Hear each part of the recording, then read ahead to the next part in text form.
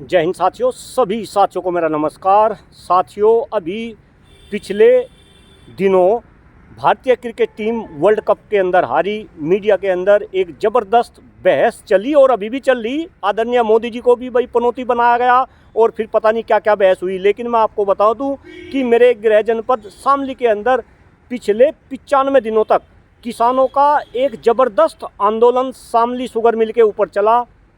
और उस आंदोलन में जो किसानों की डिमांड थी वो ये डिमांड थी कि चीनी मिल के ऊपर जो बकाया किसानों का है उसका भुगतान वो चीनी मिल करे। और आप सभी की जानकारी के लिए, मीडिया की जानकारी के लिए मैं बताऊं कि केवल शामली जनपद के अंदर 3 शुगर मिल है, जिसमें शामली, गूगल और थाना भवन शुगर मिल है। इन शुगर मिलों पर किसानों का 338 करोड़ रुपया बकाया है। अगर मैं शामली शुगर मिल की बात करूं तो अकेले शामली शुगर मिल पर 221 करोड़ रुपया बकाया है, जबकि गूगल और थाना भवन शुगर मिल पर 60 करोड़ रुपया किसानों का बकाया है। इसी मांग को लेकर 95 दिन तक किसान धरने पर बैठे रहे और इन 95 दिनों में 6 महापंचायत बुलाई गई, जिनमें बड़े बड़े नेता, चाहे वो पक्ष के हो या विपक्ष के हो, नाम लेना नहीं चाहता, सभी नेता वहाँ पे शामिल हुए।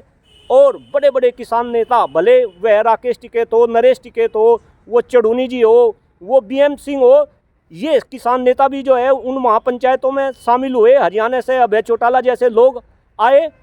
15-16 वार्ता सरकार के साथ हुई, लेकिन अंततः कल केवल एक आश्वासन के तहत, और आश्वासन भी क्या कि आगे आने वाले 14 दिनों में किसानों का पूरा भुगतान जो है चीनी मिल करेंगे। इस आश्वासन के साथ किसानों ने अपना धरना समाप्त किया।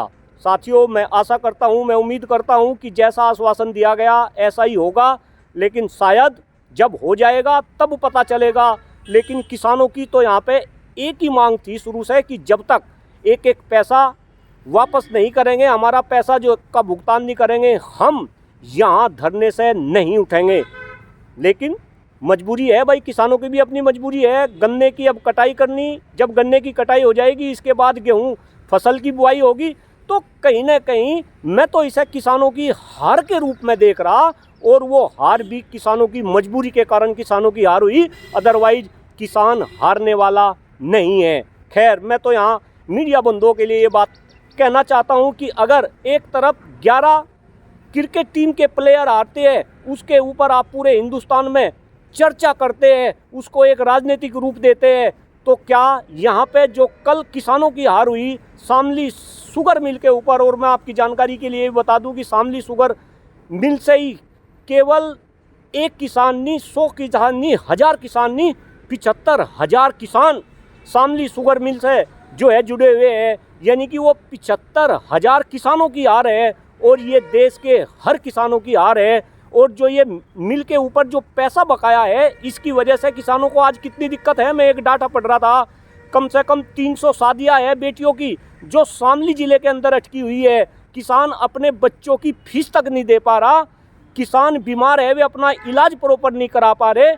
तो शर्म आनी चाहिए भाई सरकारों को और पक्ष विपक्ष के नेताओं को और मीडिया कर्मियों को भी कि इतनी बड़ी किसानों की हार और मीडिया के अंदर कोई जिक्र नहीं, कोई चर्चा नहीं, कोई बहस नहीं। इस आशा के साथ कि मीडिया इस हार पर भी जो है नज़र लगाएंगे और कहीं ना कहीं किसानों की हार को भी जो है एक चर्चा का विषय बनाएंगे। और मैं तो किसानों की हार के साथ साथ मैं तो कह रहा भाई, यहाँ तो जवान भी हार रहा, जवान को भी आपने जो है अग्निवीर बना दिया। ये किसान के बच्चे या तो किसानी करते थे या जवान बनते थे, तो यहाँ तो जवान भी हार गया। आप जवान की हार पर भी चर्चा करो।